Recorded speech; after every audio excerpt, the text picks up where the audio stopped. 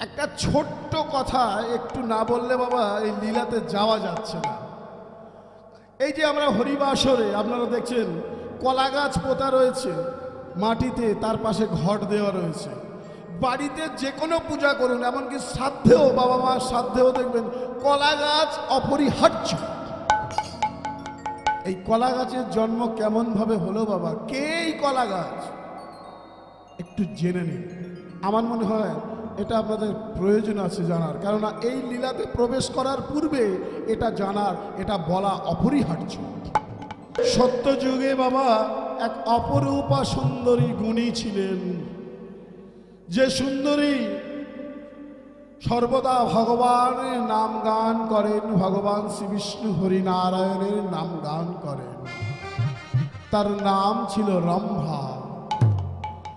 এই রম্ভাই হলো বাবা আজকে কলিযুগে যাকে আমরা কলা গাছ বলি। এই রম্ভা এত সুন্দরী ছিলেন, স্বর্গের দেবতারাও পর্যন্ত রম্ভাকে বিবাহ করার জন্য বারবার মর্তধামে আসে। কিন্তু এই রম্ভা পছন্দ করেছিল একজন ঋষি যুবককে। সেই ঋষি নাম হলো উদ্ধত ঋষি। এই উদ্ধত ঋষি বাবা কথায় কথায় প্রচন্ড রেগে যেতেন, আর যাকে তাকে যখন তখন অভিশাপ দিয়ে দিতেন। মনে মনে রম্ভা এই ঋষি কুমারকে ভালোবেসে ফেলেছিলেন। এদিকে দিন দিনে রম্ভা বিয়ের সময় হয়ে গেল। রম্ভার পিতা বলল, রম্ভা এবার তোমার জন্য কোনো ঋষি কুমারকে আমি পছন্দ করি, তার সঙ্গে তুমি বিবাহ করো। না পিতা, আমি যে মনে মনে ভালোবেসে ফেলেছি উদ্ধতকে।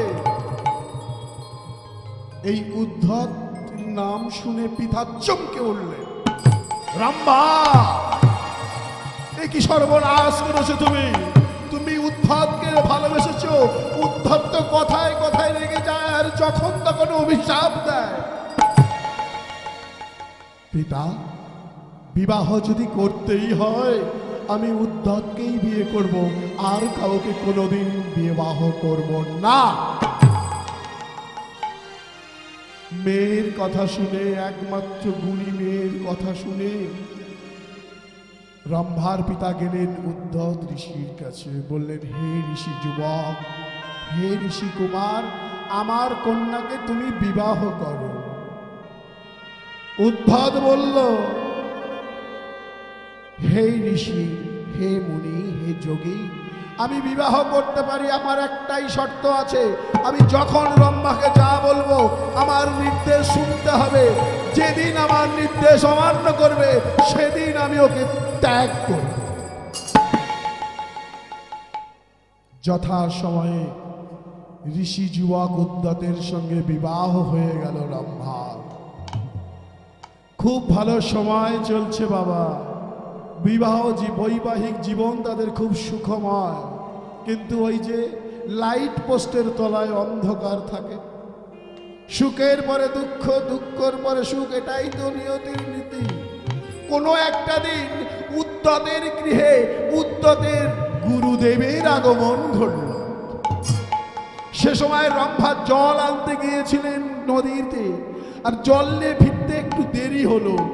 যখনই ফিরল বলল, হে রম্ভা, তুমি আমার গুরুদেবকে পদসেবা করো। রম্ভা বলল, স্বামী, গুরুদেবকে পদসেবা করব আমরা দুজনে একসঙ্গে। আগে গুরুদেবের জন্য আমি সেবার ব্যবস্থা করি, তারপর গুরুদেব যখন শয়নে থাকবেন আমরা একত্রে দুজনে মিলে পদসেবা করব। রম্ভা, তুমি আমার কথার অমান্য করলে।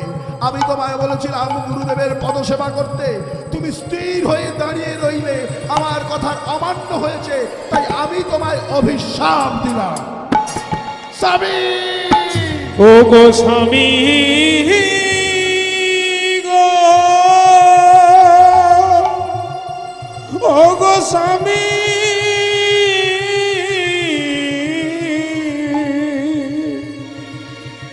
ও গো স্বামী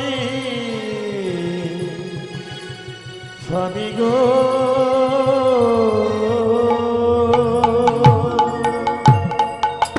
আমি তোমায় অভিশাপ দিলাম রম্ভা, আমার কথা তুমি শুনলে না, স্থির হয়ে দাঁড়িয়ে রইলে দরজার ধারে। তাই তুমি স্থির হয়ে যাও, অর্থাৎ তুমি উদ্ভিদ হিসাবে জন্ম নাও। স্বামীর পায়ে আছাড় গিয়ে পড়ল রম্ভা। স্বামী, তুমি আমায় অভিশাপ দিলে। বেশ স্বামী, বেশ, তুমি আমায় অভিশাপ দিলে, আমি তোমার অভিশাপ মাথায় পেতে নিলাম। তবে স্বামী, আমার যে একটা বিরতি আছে তোমার প্রতি। কি বলো? ওগো স্বামী, সারা জীবন আমি ভগবান শ্রীহরি বিষ্ণু নারায়ণের পূজা করেছি। দেব দেবতাদের চরণে আমি জল অর্পণ করেছি। এই আশ্রমের প্রতিটি গাছকে আমি জল দান করেছি, তুলসী বৃক্ষে জল দান করেছি। তাই ওগো স্বামী, আমাকে যদি উদ্ভিদ হিসেবে জন্ম নিতে হয়, বৃক্ষ হিসেবে জন্ম নিতে হয়, তাহলে আমাকে এমন বৃক্ষের রূপ দাও আমি যেন দেবতার পূজায় লাগি। হরিবল হরিবল হরিবল। প্রতিটি দেবতার পূজায়, প্রতিটি সুকর্মের আমি যেন গৃহস্থের দরজার সামনে থাকি, আমি যেন সাক্ষী থাকি সেই পূজার। বেশ, তুমি কলা গাছ হিসাবে জন্ম নাও। ছুটে এলেন গুরুদেব, চিৎকার আওয়াজ শুনে, একই একই উদ্ধব, তুমি অভিশাপ দিলে রম্ভাকে। শোনো মা রম্ভা, আমি তোমাকে আশীর্বাদ করলাম। গুরুদেব বলছেন না, উদ্ধতের গুরুদেব, শোনো মা রম্ভা, আমি তোমায় আশীর্বাদ করলাম। তুমি যে গৃহস্থের গৃহে যাবে, সেই গৃহস্থের গৃহে আমি গুরুদেব উদ্ধতের, তাই দেবতাদের গুরু বৃহস্পতির আগমন ঘটবে। ও মায়েরা, সেই থেকে কলা গাছের সৃষ্টি হলো। কাঁদতে লাগলো পরমা সুন্দরী রম্ভা। পরম দয়া